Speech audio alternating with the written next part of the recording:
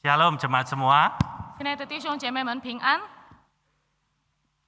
Sebelum saya mau memberitakan firman Tuhan, saya rindu saya memperkenalkan diri saya dulu. 我还没传讲上帝的话语之前，我首先先介绍我自己。 Saya izin buka masker dulu ya, supaya jemaat sekalian bisa menatap wajah saya dengan lebih leluasa. 我开口罩，使得你们方便的看着我的脸。 Perkenalkan, nama saya Christian Haryono. 我的名字叫 Christian Haryono， Saya orang Solo. 我是 Solo 人， Tetapi percayalah, hidup saya sudah tidak Solo lagi. 但是我的生命不再是 Solo 人的这个熟悉了， Saya sudah ganda campuran. 我已经有别的了。 Saya sudah menikah dan kami dikaruniai seorang putra. 我已经结婚了，我有一个儿子。 Istri saya ada di belakang sana, silakan berdiri. 我妻子有在后边，在后面。 Ya, terima kasih. 谢谢。 Oke, sekian perkenalan singkat dari saya. Nanti jemaat silakan. Setelah ibadah selesai kita boleh berkenalan lebih lanjut. 上位后，如果你们想更了解，你们可以跟我聊一聊。 Oke, mari kita satu di dalam doa. 我们低头祷告。 Tuhan, tiba saatnya kami hendak merenungkan firman-Mu.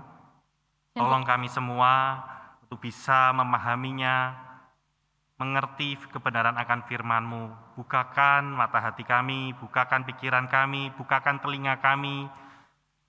Biarlah kami sebagai murid-murid Tuhan yang siap untuk dibentuk oleh kebenaran firman-Mu saja. Tolong kami semua. Mohon juga untuk hamba-Mu ini Tuhan, hamba-Mu dengan segala kelemahannya, bisa menyampaikan akan kebenaran firman-Mu ini dengan baik. Beracaralah Tuhan, kami siap mendengarkan kebenaran firman-Mu. Terpujilah nama-Mu Tuhan, hanya di dalam nama Tuhan Kristus, ucap syukur dan berdoa. Amin. Amin. Tema yang hendak kita renungkan pada pagi hari ini adalah kasih dan keadilan Allah. 今天早上我们要思想的主题就是上帝的爱和他的公义。 Nah, sebelumnya mengasihi dengan benar 首先，我们说我们要正确的去爱， bukan hanya merupakan sebuah hal yang susah, 不单是一个比较难做的事， tetapi merupakan tantangan yang besar pada saat ini. 但是现代是成为了一个很大的挑战。 Kenapa? 为什么呢？ Kita bisa lihat di dalam kehidupan berkeluarga. 我们可以看，比如说在家庭里面， Ketika kita lebih cenderung menekankan kasih kepada anak-anak kita, 当我们对着我们的孩子，我们比较强调关于这个爱， apapun yang dia minta kita berikan. 他要什么我们给什么。 Kita bilang, sudahlah daripada nangis, kasih saja apa yang dia mau. 我们就说给他吧，不然他就会哭了。 Itu seperti orang tua itu kalah dengan anaknya. 这好像这些家长认输了一样。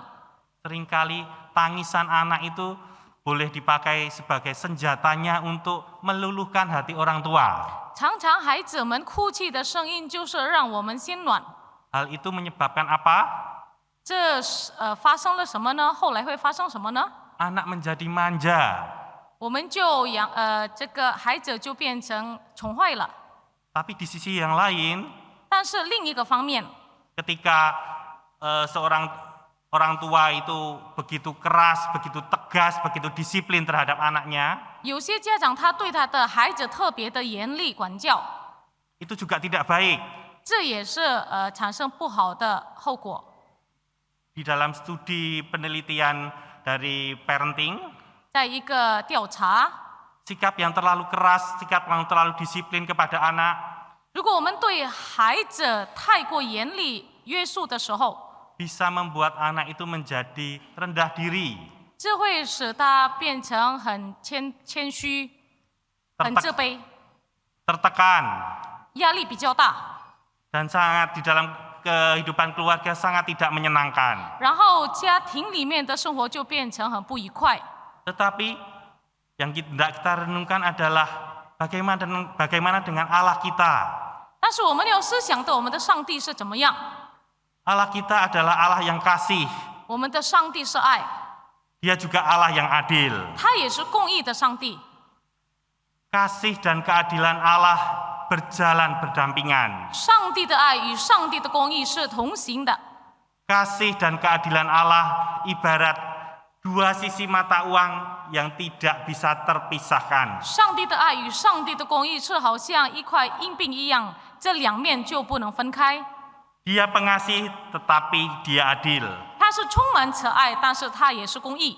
Kasihnya berkawan dengan keadilannya. 他的公义与他的爱是同行。 Kita akan melihat di dalam Keluaran 34 tentang kasih dan keadilan Allah ini. 我们要翻开我们的圣经，从出埃及记34章。 Keluaran 34 ayat 4 sampai 7, mohon akan dibacakan dengan bahasa Mandarin saja. 出埃及记34章第4到第7节，摩西就找出2块石板，和先知和前先的一样，清晨起来，照耶和华所吩咐的上西乃山去，手里拿着2块石板。耶和华在云中降临，和摩西一同站在那里，宣告耶和华的名。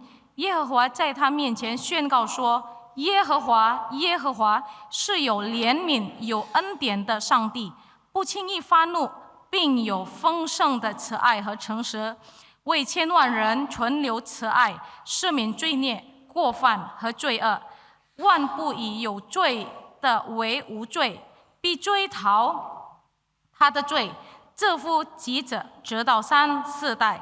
摩西急忙伏地下拜说：主啊，我若在你眼前蒙恩，求你在我们中间同行，因为这是应着景象的百姓。又求你赦免我们的罪孽和罪恶，以我们为你的产业。 Keluaran pasal 34 ini dilatar belakangi di Keluaran 32 dan 33. 这个出埃及记34章是有32和33节成为开头。 Saya sangat mendorong jemaat sekalian nanti di rumah bisa membaca Keluaran 32 dan 33. 我很鼓励大家，等一下回家后你们可以读这个出埃及记32和33章。 Tetapi karena kita pagi hari ini kita tidak bisa membaca keseluruhannya, saya hendak memaparkan kurang lebih latar belakangnya. 我要说一下这章经文的背景。 Peristiwa di Keluaran 32 adalah peristiwa anak lembu emas. 32章是说到关于金牛犊的事。 Di sana ketika bangsa Israel melihat bahwa Musa tidak kunjung turun, 在那边以色列人等着摩西为什么没有下山， mereka mempertanyakan keberadaan Musa. 他们就开始疑问摩西在哪儿， Mereka bertanya, 他们 siapa 问 yang akan menuntun mereka? 谁能带领他们呢？ Lalu mereka mendesak Harun untuk membuat Allah yang lain untuk memimpin mereka ke tanah perjanjian. 然后他们逼着亚伦重新做一位神，直到能够带领他们进入到应许之地。 Dan ketika Tuhan melihat kelakuan dari bangsa Israel yang sudah seperti liar seperti itu, 当上帝看了这些以色列人所做的罪孽的时候， dikatakan bahwa bangsa itu adalah bangsa yang tegar tengkuk. 就说是他们是引着镜像的百姓。 Murka Tuhan bangkit terhadap bangsa Israel dan akan membinasakan seluruh dari mereka. 上帝就对他们发怒了，要毁灭他们。 Lalu Musa memohon kepada Tuhan, 然后摩西向上帝求， Tuhan, kenapa engkau hendak membinasakan umatmu yang sudah kau pimpin keluar dari Mesir? 上帝啊，你为什么要毁灭你的百姓呢？你自己亲自带领他们从埃及出来的。 Tuhan membatalkan rencananya dan Sa- tidak jadi membinasakan seluruh dari Israel. 上帝就没有把他们所有的以色列人毁灭。 Pada peristiwa itu memang Tuhan menghukum kurang lebih 3.000 orang dari bangsa Israel. 那件事发生后，上帝惩罚了大概3000多个人。 Itu menunjukkan apa? 这表明什么呢？ Itu menunjukkan keadilan Tuhan. 这表明出上帝的公义。 Tetapi jika kita membacanya lebih lanjut, Tuhan tetap memimpin 1,2 juta orang untuk sampai ke tanah perjanjian. 但是如果我们继续读，上帝仍然带领大概120万个以色列人进入到迦南地。ketika Tuhan murka dan hendak membasmi seluruh bangsa Israel, apakah Tuhan hanya menggertak saja? 当上帝发怒的时候，要毁灭所有以色列人，他是否只有让他们吓他们而已？ Seperti istilah yang kita kenal, gertak sambal. 就像好像在印尼文有一句话， Hanya menggertak akan membinasakan dari mereka? 就说到关于只有吓唬他们而已。 Tidak, Tuhan tidak menggertak. 不是，上帝不是在吓唬他们而已。 Tuhan menghukum 3.000 orang yang tidak taat, tidak mau taat kepadanya. 上帝惩罚了3000多个人，就是他们不要顺服上帝的人。 Tetapi karena kasih-Nya lebih besar, kebaikannya Tuhan tetap pimpin. Meskipun 3.000 orang dihukum, paling tidak 1,2 juta orang Tuhan pimpin sampai kepada tanah perjanjian. 但是因为上帝的慈爱是何等的大，虽然惩罚死了这个3000多个人，但是后来上帝带领了120多万人进入迦南地。 Di pasal yang ke-33, Tuhan hendak hanya mengutus malaikatnya untuk menyertai bangsa Israel sampai ke tanah perjanjian. 在33章，我们可以看到上帝差他的使者带领以色列人进入到迦南地。 Karena Tuhan melihat bangsa ini adalah bangsa yang tegar tengkuk, supaya Tuhan jangan sampai membinasakan mereka semua. 因为上帝看着这些百姓是应着景象的百姓，使得上帝不会再毁灭他们。 Lalu Musa berdoa kepada Tuhan. 摩西向上帝祷告。 Di Keluaran 33 ayat 15, ini doa Musa. 出埃及记33章15节，这个摩西的祷告。 Jika engkau sendiri tidak membimbing kami, janganlah suruh kami berangkat dari sini. 你若不亲自和我同去，就不要把我们从这里领上去。 Musa mengerti bahwa pribadi Tuhan, penyertaan Tuhan jauh, relasi dengan Tuhan jauh lebih berharga dari sekedar berkat-Nya semata. 摩西真正的明白，上帝的带领、上帝的同行，比上帝一切的祝福更重要。 Dan akhirnya Tuhan memilih untuk berjalan bersama-sama dengan mereka. 后来，上帝就选择了亲自与他们同行。 Tuhan mau menunjukkan bahwa kasih-Nya lebih besar dari keadilan-Nya. 上帝要告诉以色列人，他的爱是比他公义大。 Jikalau Tuhan murka dan tidak menghukum mereka, 如果上帝发怒了，没有惩罚他们， itu berarti Tuhan sedang mengkompromikan keadilan dan kekudusan-Nya. 这意味着上帝正在让他的爱与他的公义来妥协。 Tetapi karena kasih-Nya lebih besar, begitu besar, kita bisa melihat meskipun yang dihukum 3.000 orang, 但是我们可以看到，因为他的爱比他的爱是何等的大， yang dipimpin oleh Tuhan jauh-jauh lebih banyak. 虽然惩罚了3000多个人，但是上帝引领的更加多。 Apa yang bisa kita pelajari? 我们可以学到什么呢？ Tuhan adalah Allah yang penuh kasih. 上帝是充满慈爱的上帝。 Di ayat 6 sampai 7a 从第6到7上半节， mencatat Allah penyayang dan pengasih, panjang sabar, berlimpah kasih dan setianya, yang meneguhkan kasih setianya kepada beribu-ribu orang, yang mengampuni kesalahan, pelanggaran dan dosa. 在那边就说到关于耶和华是有怜悯、有恩典的上帝，不轻易发怒，并有丰盛的慈爱和诚实，为千万人流慈爱，赦免罪孽。 Kasih Allah ini begitu ditonjolkan. 上帝的爱，我们可以看到是很显明的。 Tidak hanya dengan penempatan kasih Allah yang ditempatkan lebih depan, 我们可以看到他说到关于上帝的爱是在前句， tetapi juga dengan kita bisa melihat jumlah kata yang digunakan untuk menggambarkan kasih Allah begitu banyak. 但是我们可以看到，所用的词来描写上帝的爱是比较多。 Kasih Allah ditulis di ayat 6 sampai 7a. 从第6到第7上半节是说到关于上帝的爱， Sedangkan keadilan Allah hanya ditulis di ayat 7b. 而上帝的公义是说在7节的下半节。 Itu membuktikan kasih-Nya jauh lebih besar. 这证明着意味着上帝的爱何等的大。 Di ayat 6a dikatakan Tuhan, Tuhan.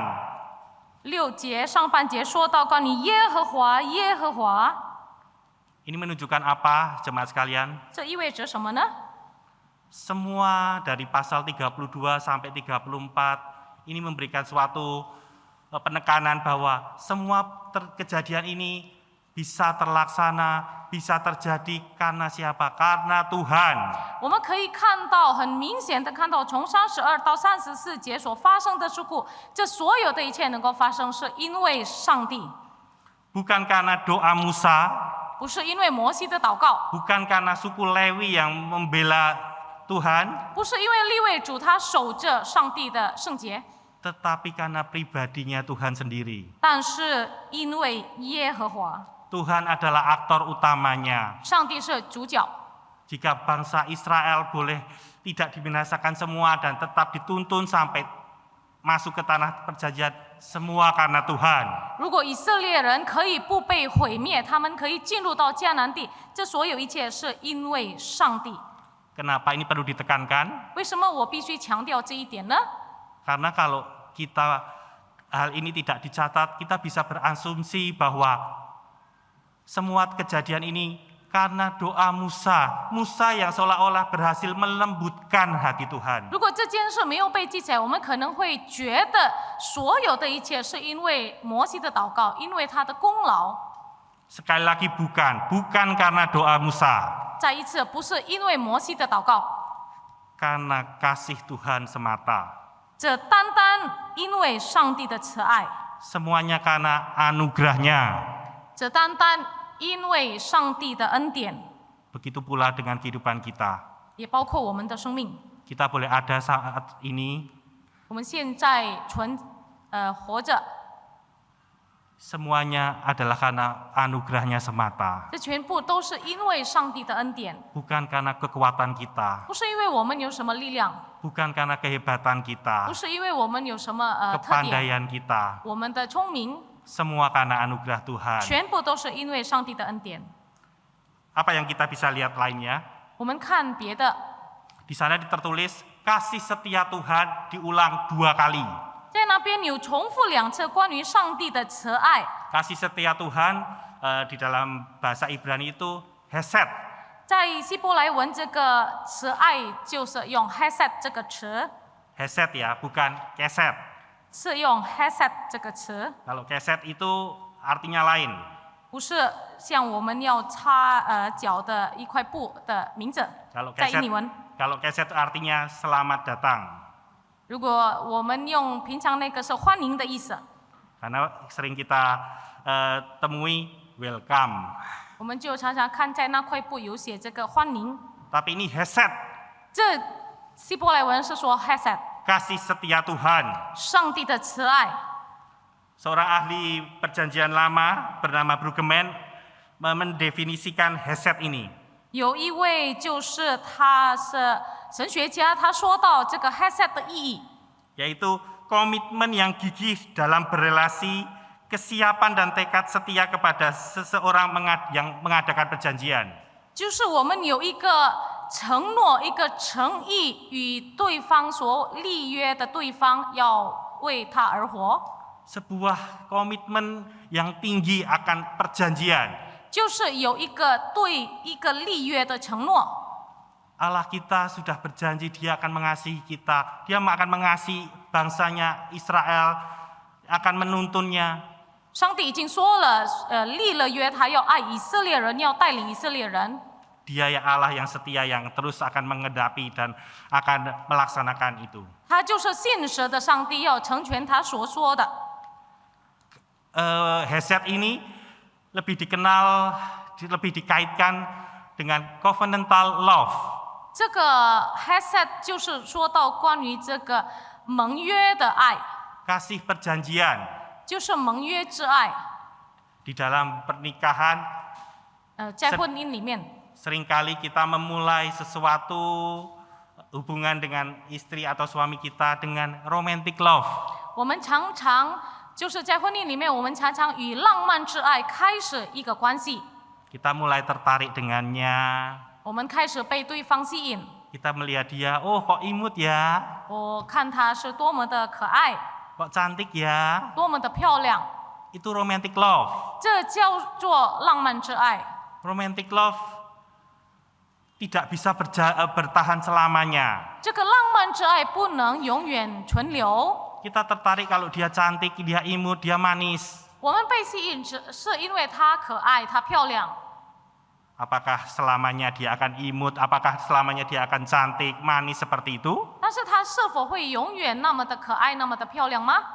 Tidak, bukan. 一定不会。 Dulu imut-imut, 以前多么可爱， sekarang ya. 现在呢？ Jawab sendiri. 你自己回答。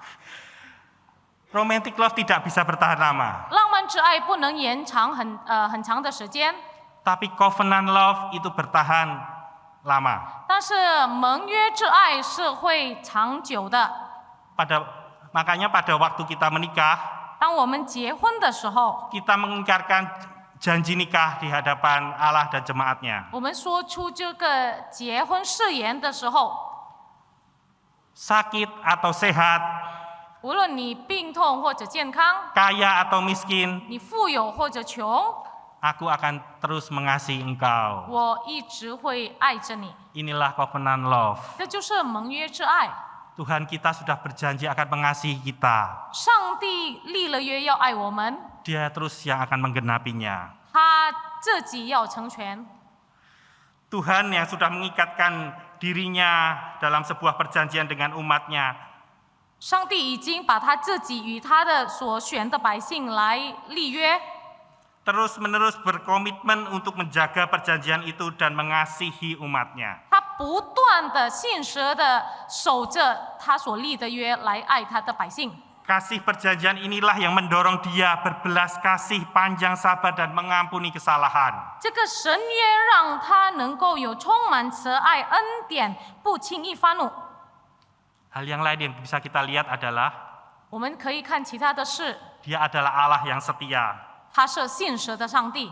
Alkitab berkali-kali menekankan Dia adalah Allah yang setia. 上帝不断的重复的说他是信实的上帝。 Mazmur 146, 2 Timotius 2 ayat 13 menekankan Dia adalah Allah yang setia. 使徒行诗篇146篇和提摩太后书第2章说到关于他是信实的上帝。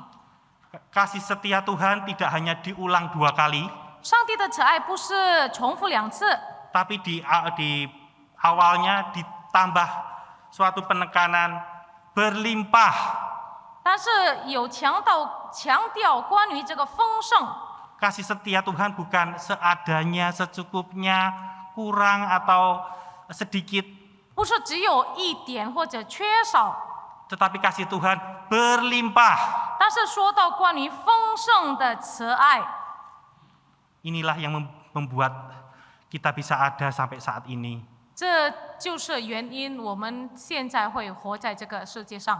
Betapa besarnya kasih Tuhan di dalam hidup kita. 上帝在我们的生活里面的爱是何等的大！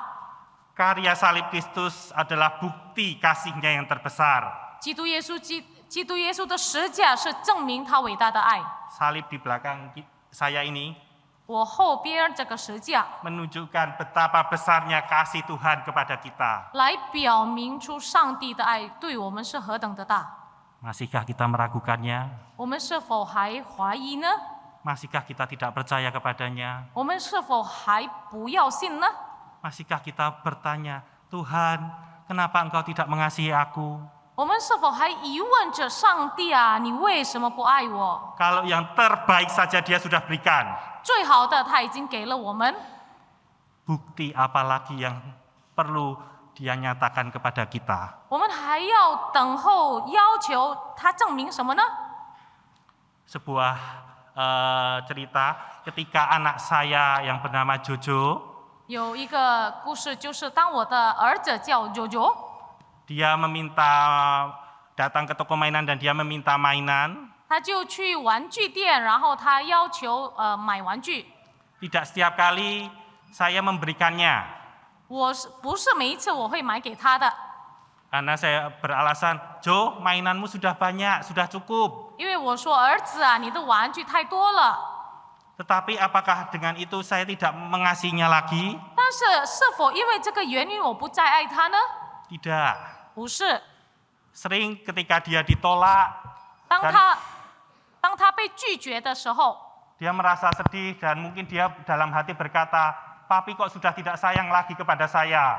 他感到很伤心，他会觉得我的爸爸为什么不爱我了？ Tetapi apakah papinya sudah tidak sayang lagi kepadanya? 但是是否他的爸爸真的不爱他了呢？ Kalau boleh saya sebagai orang tuanya berkata, 如果可以，我成为他的父母，我这样说： "Anakku, 我的孩子啊， yang terbaik yang bisa papi kerjakan, 最好的我会为你做， sudah papi berikan semua kepadamu. 我已经给了你， Masihkah engkau ragu?" 你是否还怀疑？ Begitu pula dengan Tuhan kita. 我们的上帝也一样， Yang terbaik sudah Dia berikan. 最好的他已经赐给我们了， Masihkah kita ragu? 我们是否还怀疑？ Masihkah kita mempertanyakan kebaikan Tuhan? 我们是否还疑问着上帝的慈爱？ Tuhan tidak pernah gagal dalam mengasihi umatnya. 上帝在爱他的选民，他没有失败过， Dia adalah Allah yang setia. 他是信实的上帝。 Seorang teolog yang bernama Paul Washer 一位神学家叫 Paul Washer， memberikan kutipan seperti ini. 他说了一句话： Kita telah memberi Allah banyak alasan untuk tidak mengasihi kita. 其实我们给了很多理由让上帝不爱我们。 Saya ulang, kita telah memberi banyak alasan kepada Allah untuk tidak lagi mengasihi kita. 其实我们已经给了上帝很多理由让他不爱我们， Tetapi tak satu pun dari alasan itu cukup kuat untuk mengubah dia. 但是没有任何一个理由够来改变他。 Dia adalah Allah yang setia. 他是信实的上帝， Dia Allah yang penuh kasih. 他是充满慈爱的上帝。 Sebuah lagu hymns yang sering kita nyanyikan 我们平常唱的诗歌， yang berjudul Kasih Allah. 说到关于真神之爱， Di situ dituliskan 在那边写着： dengan langit sebagai kertas, 天上诸天， batang pohon sebagai pena, 当为纸张；地下万金，当为笔杆； air laut sebagai tinta. 世上海洋，当为墨水。 Tiap orang penulisnya 全球文人集合苦干， tak akan sanggup menuliskan kasih Allah yang begitu besar. 耗尽智力描写神的爱。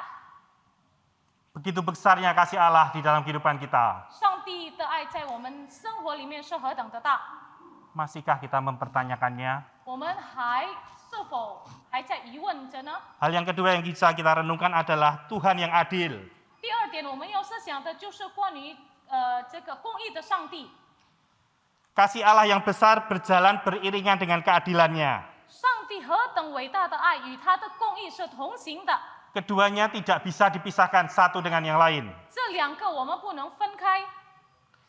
Allah sungguh mengampuni bangsa Israel. 上帝赦免以色列人， Tapi bukan berarti konsekuensi akibat kesalahan dari bangsa Israel juga seringkali dihapuskan. 但是不是意味着上帝也除掉以色列人要背的代价？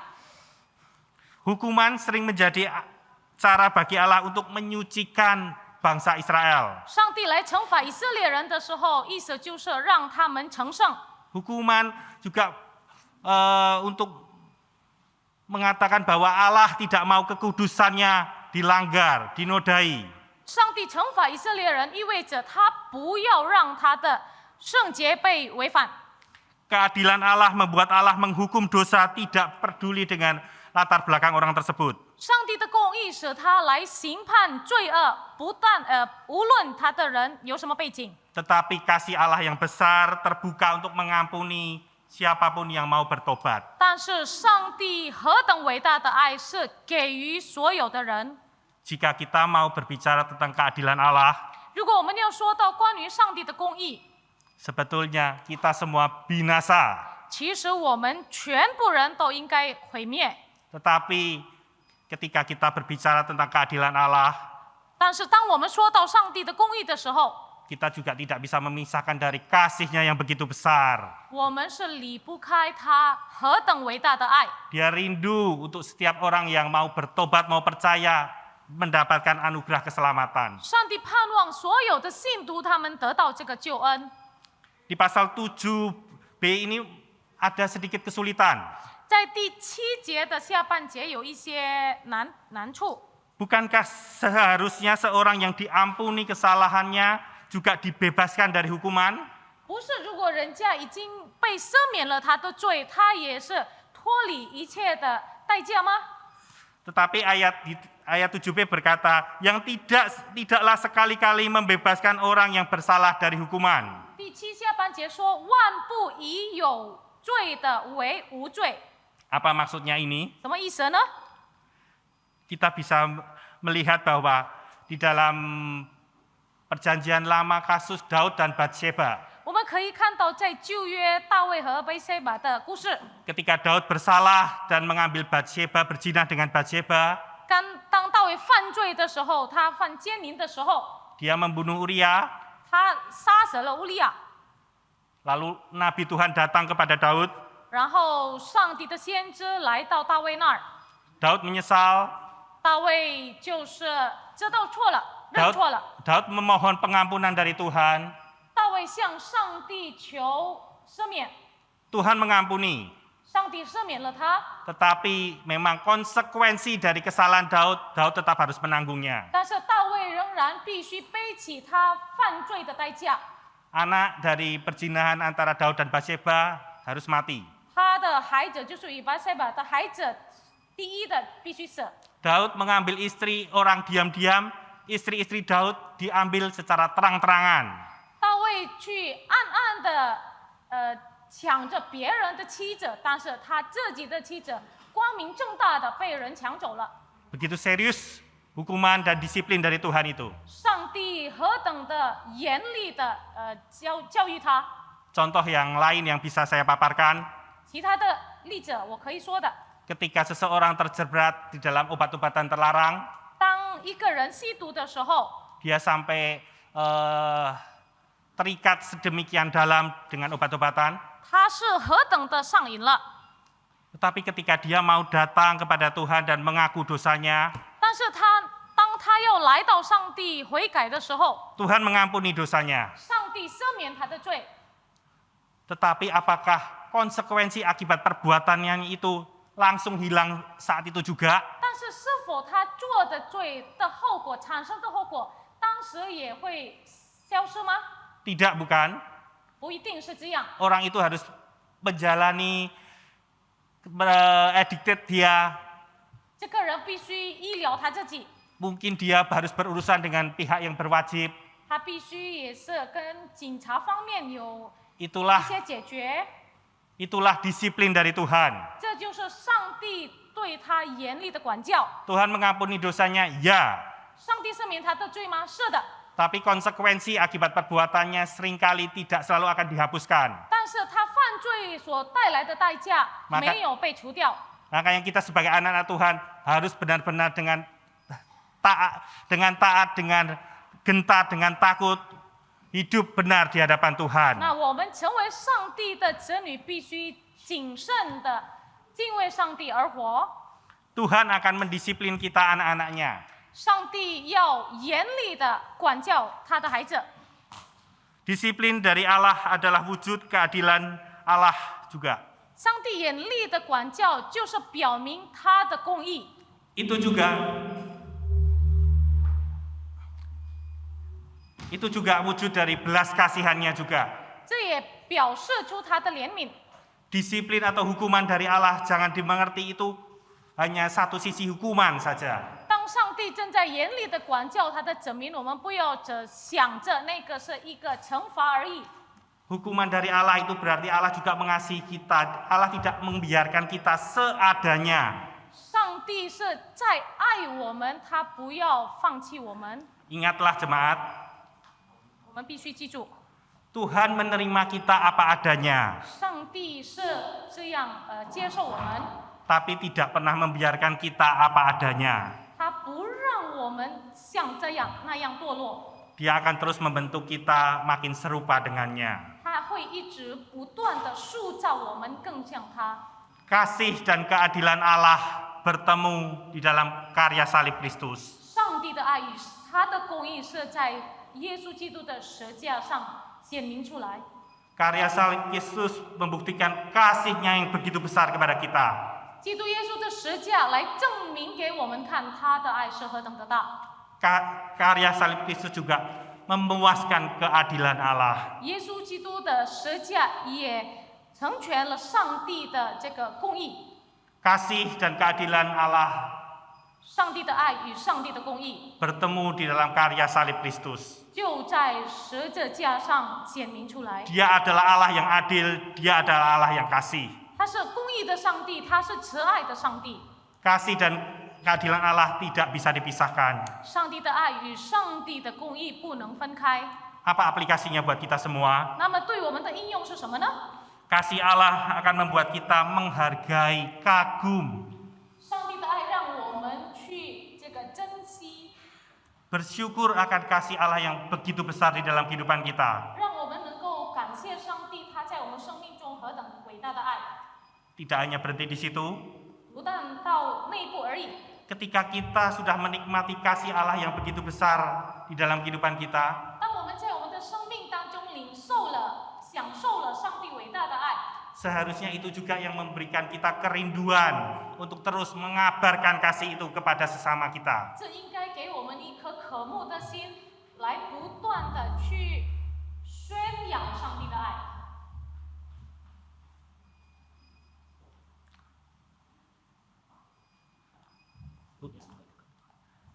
Untuk mereka yang belum percaya bisa menerima Injil, 让他们还没相信上帝的能够 menerima kasih Tuhan yang begitu luar biasa. 接受上帝伟大的爱。 Keadilan Tuhan, apa aplikasinya buat kita semua? 那么在上帝的公义里面，对我们有什么应用呢？ Begitu seriusnya keadilan Tuhan 上帝的公义是何等的这个重要， membuat kita jangan main-main. 让我们不要再耍赖了，不要再玩了。 Saya dari Solo, jadi bahasa saya jangan neko-neko. 我从爪哇岛那边熟咯，就说到关于不要那个这个词。 Hiduplah benar di hadapan Tuhan. 你在上帝面前要活着， Hidup 成为义人， Hidup takut akan Tuhan. 以敬畏上帝的心来活着， Jangan main-main. 不要再玩了。 Benar Tuhan mengampuni kita 上帝的确了赦免我们的罪， ketika kita bertobat. 当我们悔改。 Tapi jangan lupa, konsekuensi akibat tindakan kita adalah disiplin dari Tuhan. 但是不要忘记我们所犯的罪，上帝会严厉的约束管教， Hiduplah takut akan Tuhan. 以敬畏上帝的心活着。 Dan bagi kita semua, kita melihat, kita juga rindu untuk memberitakan kasih Tuhan itu. 那么我们也有渴慕的心来宣扬上帝的福音，上帝的爱， Agar kerabat kita, teman kita, family kita, relasi kita, 让我们的亲戚好友， mereka tidak lagi di dalam murka Allah, keadilan Allah. 他们不再活在这个上帝愤怒公义里面， Mereka mengalami anugerah Allah, diperdamaikan dengan Allah. 他们也能够享受到上帝的恩典，与上帝和好。 Tuhan Yesus memberkati kita semua. 耶稣基督祝福我们大家。 Amin. 阿门。 Kita satu di dalam doa. 我们低头祷告。 Tuhan, terima kasih untuk firman-Mu pada siang hari ini. Kami semua sudah merenungkan akan kasih dan keadilan Allah. Kasih-Mu yang begitu besar, tetapi kasih-Mu yang begitu besar tidak boleh kami anggap biasa, apa adanya. Tetapi kasih-Mu yang begitu besar itu membuat kami bersyukur, menghargai. Kami makin hidup takut akan Tuhan, karena kasih-Mu juga tidak bisa dipisahkan dari keadilan-Mu. Tuhan juga yang adil, Tuhan yang akan mendisiplin kami anak-anaknya jikalau kami didapati hidup tidak berkenan kepadamu Tuhan. Tolong kami semua jemaat-Mu di tempat ini memiliki kehidupan yang makin hari makin mengasihi Tuhan, makin hari makin menjaga kekudusan hidup, makin benar di hadapan Tuhan. Tolong kami semua Tuhan. Hamba-Mu berhenti berbicara, tetapi biarlah firman-Mu terus berbicara di dalam hati kami. Terima kasih Tuhan, hanya di dalam nama Tuhan Kristus, ucap syukur dan berdoa. Amin.